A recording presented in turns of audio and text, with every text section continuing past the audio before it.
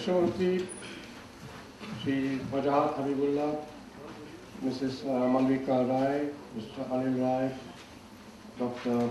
Bhattacharyya, other members of the Governing Council of IILM and distinguished faculty, and dear students.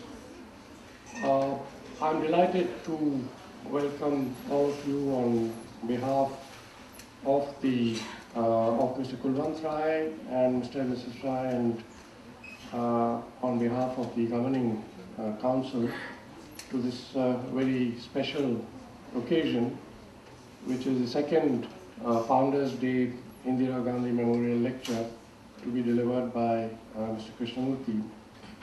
As many of you will recall, a year ago, we initiated the series of Indira Gandhi Memorial Lectures, Founders Day, to mark Founders Day,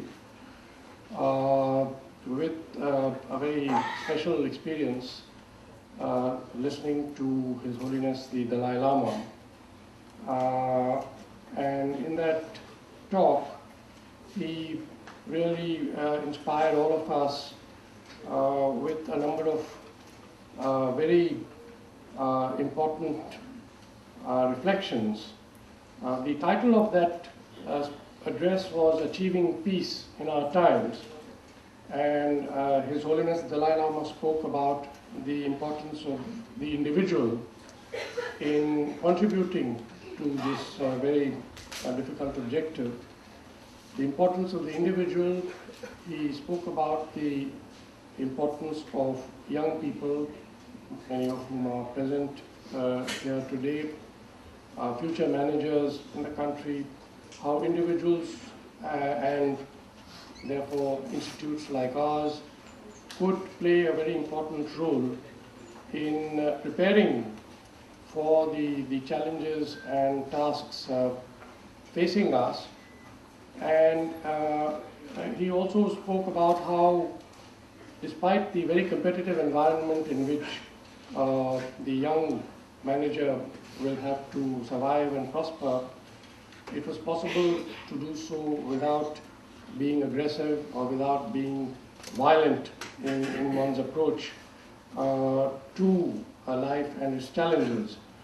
And His Holiness also spoke about India and the very special role that India has in the emerging global environment to make the world a better place because of our traditions, our ethos, our culture, and the very, very exceptional talent and the fine leadership and the minds that India can have. And today, I think it would be good to reflect on some of these themes which His Holiness has spoken about, and also remind ourselves again that we live in such interesting times, as we were discussing with Mr. Krishnamurthy in the other room. It's very exciting to be in India, to be an Indian, at a time when the India of our dreams really seems to be within the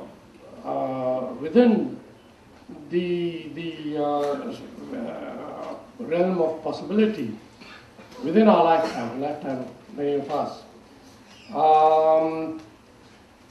India has always aspired to a very special role in the world, to play its due role on the international stage, to provide for its people, to be known as a tolerant, pluralistic society, very human society, where there is democracy, but there's also sensitive governance, and where there is dignity of life assured for all. And it is interesting that the aspirations of India and the world's expectations of the world today from India seem to be converging. And the world really expects and believes, much of the world, that India is actually going to be a very unique country which will be very different from many other countries which may have achieved a high GNP, which may be economic tigers and so on. But India is going to be very special because of the human, spiritual, and other qualities. And today the big challenge, of course, is achieving high inclusive economic growth, as we have been again reminded a couple of days ago, with the stress being on inclusive as much as on high economic growth, and on really sensitive and better governance. If we are to achieve our aspirations in the near future, then obviously a lot will depend on the way in which we are able to manage progress, development, the repercussions of that progress, how we of course manage many of these issues and problems relate to our own domestic concerns, but there are also issues connected with our foreign policy, with our security, international security environment, with our neighborhood. But in overall terms, it's really management at different levels and in different spheres: economic, social, political, foreign policy, etc. And we are very fortunate that today we have Dr. Krishnamurthy, who really is a senior statesman. He is an icon more than a role model. He has been a leader in government, from the public sector, in management, in industry and economic